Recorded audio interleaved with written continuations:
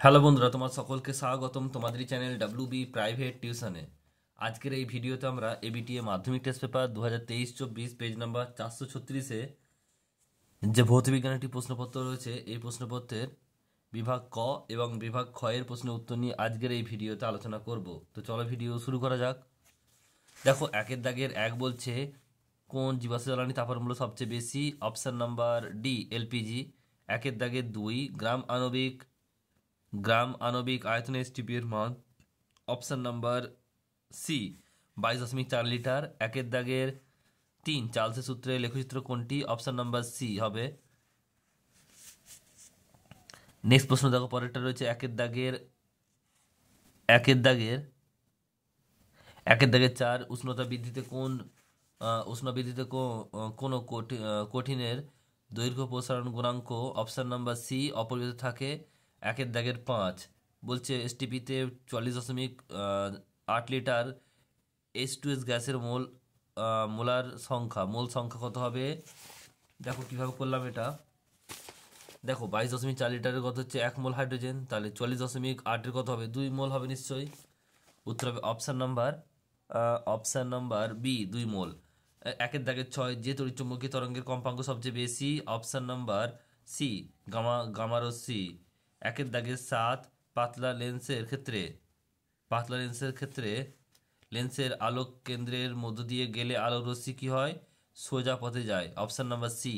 একের দাগের আট একের দাগের আট নিচের কোনটি রোধাঙ্ক উষ্ণতা বৃদ্ধির সাথে হ্রাস পায়। অপশন নাম্বার বি অর্ধপরিবাহী। একের দাগের নয় তড়িৎচালক বল যে ভৌতরাশি সমতুল্য। অপশন নাম্বার বি শক্তি। একের দাগের দশ তেজস্ক্রিয় রশ্মি থেকে নির্গত বিটা রশ্মি হলো। অপশন নাম্বার বি ইলেকট্রনের স্রোত।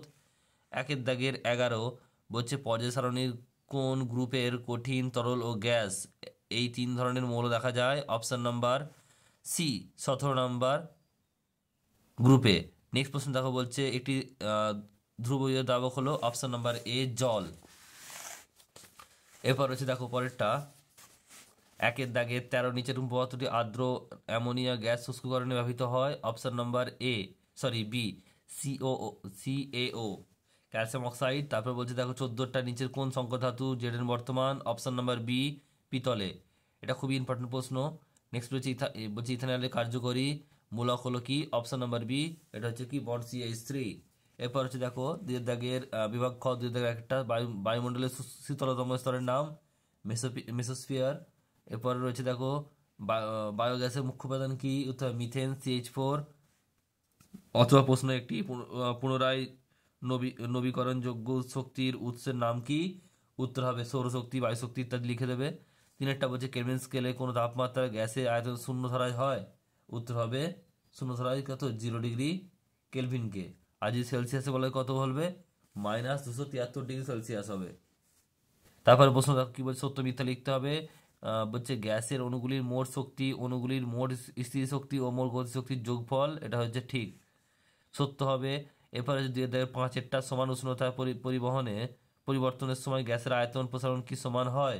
উত্তর হবে হ্যাঁ হয়। নেক্সট অথবা রয়েছে পরিবেতাঙ্কের এসআই একক কি। উত্তর হবে watt, metre inverse, kelvin inverse. এরপর রয়েছে দেখো পরেরটা দিয়ে দেখে ছয় সাদা আলো প্রিজমে পড়লে কোন বর্ণের আলো বেশি কোণে বেঁকে যায়। উত্তর হবে কত বেগুনি। নেক্সট রয়েছে দেখো দুয়ের দাগে সাতেরটা মোটর গাড়ির ভিউ ফাইন্ডারে কোন ধরনের দর্পণ ব্যবহার করা হয়। উত্তর হবে উত্তল দর্পণ। নেক্সট রয়েছে দুয়ের দাগের আটেরটা R1 R2 রোধ দুটিকে সমান্তরালে যোগ করলে তুল্য রোধ কত হবে। আগে উত্তরগুলো দেখে নাও একটু, প্রশ্নের উত্তরগুলো। একেরটা হচ্ছে কি মেসোস্ফিয়ার, তারপর হচ্ছে মিথেন অথবা হচ্ছে সৌরশক্তি বা বায়ুশক্তি। এটা হচ্ছে তিনেরটা হচ্ছে কত 0 ডিগ্রি কেলভিন।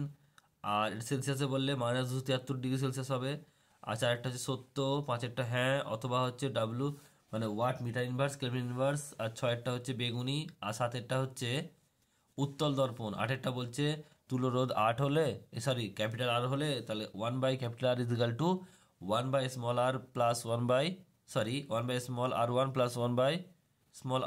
তাহলে এটা লসাগু করলে কি হবে R1 R2 আর R1 + R2। আর এটা উল্টে দিলে কি হবে R উল্টে যাবে R1/R2 by R1 R2 by R1 plus R2। দুইয়ের দাগের নয়েরটা কি বলছে দেখে নাও। দুইয়ের দাগের নয়েরটা বলছে যে ডায়নামোতে কোন শক্তি রূপান্তরিত হয়, উত্তর হবে কি, উত্তর যান্ত্রিক শক্তি থেকে তড়িৎ শক্তিতে রূপান্তরিত হয়। এটা ভেরি ইম্পর্টেন্ট প্রশ্ন। তারপরে প্রশ্ন বলছে দেখো দুইয়ের দাগের 10-এরটা বলছে ক্যান্সার চিকিৎসায় ব্যবহৃত হয় এমন একটি তেজস্ক্রিয় মৌলের নাম, উত্তর হবে কি, তেজস্ক্রিয় কোবাল্ট। কি হবে, তেজস্ক্রিয় কোবাল্ট। নেক্সট প্রশ্ন বলছে দুইয়ের দাগে অথবা প্রশ্ন তেজস্ক্রিয়তার এসআই এককের নাম লেখো, উত্তর হবে কি, উত্তর হবে বেকারেল। নেক্সট প্রশ্ন রয়েছে 11টা একটি কঠিন সমযোজী যৌগের নাম, উত্তর হবে হিরে। আর 12টা বলছে দেখো তড়িৎ বিশ্লেষণের সময় কোনো ইলেকট্রনকে ক্যাথোড বলা হয়।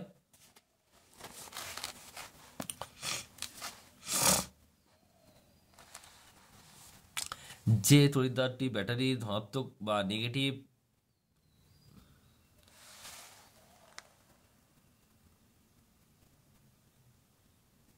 যে তড়িৎদ্বারটি ব্যাটারির ঋণাত্মক বা নেগেটিভ মেরুর সঙ্গে যুক্ত থাকে তাকে ক্যাথোড বলা হয়।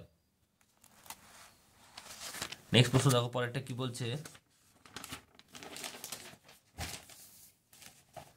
পরেরটা রয়েছে অথবা প্রশ্ন, বলছে রূপার উপর সোনার প্রলেপ দিতে দিতে অ্যানোড কি, তাহলে উত্তর কি হবে, বিশুদ্ধ সোনার পাত। নেক্সট হচ্ছে দেখো তড়িৎ বিশ্লেষণের সময় কি প্রকার তড়িৎ পরিবাহ করা হয়, উত্তর হবে সমপ্রবাহ বা ডিসি, ডাইরেক্ট কারেন্ট। এবার দেখো স্তম্ভ মেলানো আছে, দেখো বলছে 7b শ্রেণীতে উপস্থিত একটি মৌল হচ্ছে ডি হবে অর্থাৎ ক্লোরিন। তারপর রয়েছে দেখো বলছে রেড হেমাটাইট, এটা এ হবে অর্থাৎ Fe। লোহা কার্বন বিজারণের পদ্ধতিতে প্রস্তুত হয়, অপশন এটা বি হবে Zn। আর একটি সন্ধিগত মৌল, এটা হবে কি সি অর্থাৎ Ni।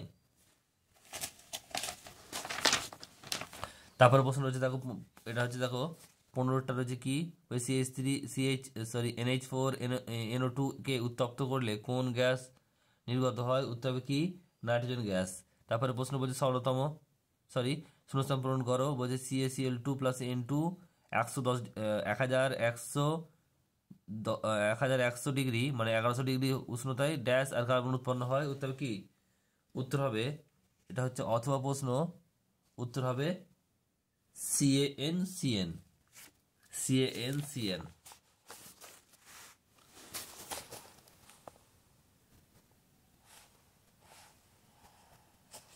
এরপর দেখো 16টা কি বলছে, সরলতম জৈব যৌগটির নাম কি, উত্তর হবে মিথেন CH4।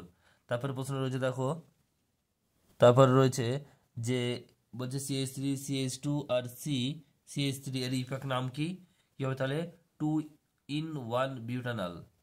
নেক্সট প্রশ্ন রয়েছে দেখো পরেরটা, কার্বন পরমাণুর কোন ধর্মের জন্য বড় কার্বন শৃঙ্খল গঠন করে, এটা হচ্ছে ক্যাটিনেশন ধর্ম। আর কৃত্রিম উপায়ে তৈরি একটি পলিমারের নাম, এটা হবে কি, পলিথিন। কি হবে, পলিথিন।